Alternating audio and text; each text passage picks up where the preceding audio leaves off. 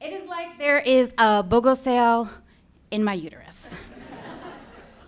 Now, this whole pregnancy thing actually happens to be like on purpose. And my husband, Andrew, and I, we are over the moon excited to be starting a family and having a baby or two. So when we get the news, we start planning this pre-baby vacation. Now, this vacation will be our last chance at enjoying life for the next 18 years. So we decide the thing that we want most is just some time to relax. So we plan this 2-week vacation in the mountains in Quebec, where I decide I'm gonna spend all of my time breathing the fresh mountain air and like creepily rubbing my pregnancy belly and eating poutine like all day long. And so a few weeks before we leave on our trip, we're back at the doctor's when we find out that I am now not pregnant. I have miscarried. And it is hard. It is incredibly, undescribably hard. And I spend most of the next few weeks in our room hitting the send to voicemail button on my phone anytime my mom or a friend or an aunt calls to see how I'm doing. So a few weeks later, we find ourselves leaving on our pregnancy vacation without any pregnancy. And I decide, fuck it.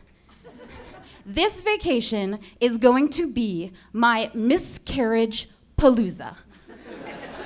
I am going to do everything on this trip that you can't do when you're pregnant.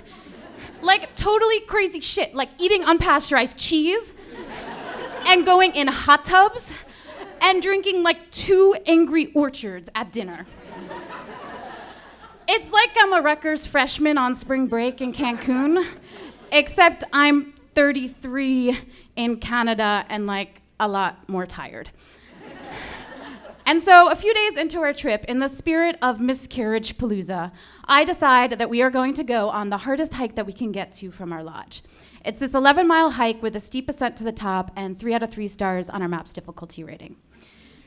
So we start out in the morning, and it is rough, and I am whiny, but we eventually make it to the ridge at the top of the mountain. When we get there, though, we realize almost immediately that something is very wrong. There is so much wind at the top of the mountain that I can't hear what Andrew is saying, even though he's standing right next to me. And my hiking poles start flying through the air like a pair of penises in a cheesy 1980s striptease. There is so much wind that we eventually find ourselves crouching down on the side of the mountain in order to avoid getting knocked over. And now, in addition to all this wind, there's also so much fog that we can't see where the next trail marker is, and we're not sure what direction to go in. So the thing about the lodge where we're staying is because there's no cell service in the mountains, they have you take this 2-way radio anytime you go out for a hike in case something happens. And so this, we decide, is something happening. So we radio into the lodge, and Monia, one of the guides, answers.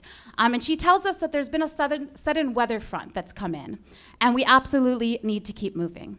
She tells us if we go at like a 90-degree angle from where we're standing, eventually we'll get to a signpost marked AT. And a few minutes after that, there'll be another signpost marked AT.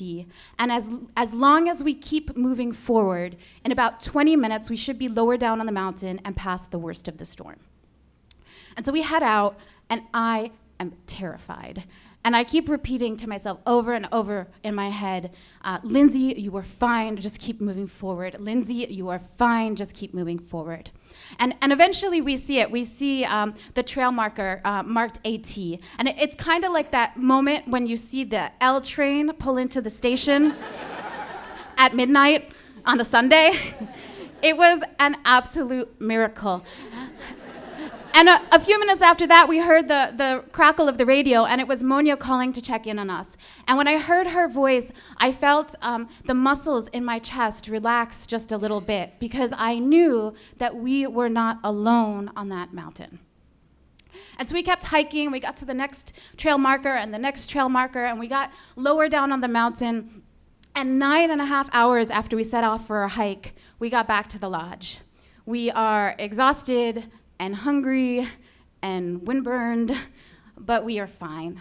We make a beeline for the staff office where Monia's been keeping track of our progress all afternoon. And when she sees us, she breaks into this giant smile.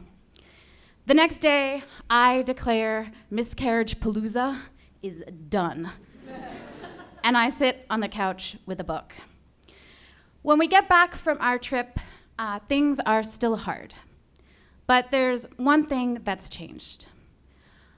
I start picking up my phone when people call. And I start answering people honestly when they ask how I'm doing. And I let people care about me and worry about me and check in on me. And every time I do, I feel the muscles in my chest relax just a little bit. And it doesn't make the sadness or the grief go away. But it does make it just a little bit easier to keep moving forward. Thank you.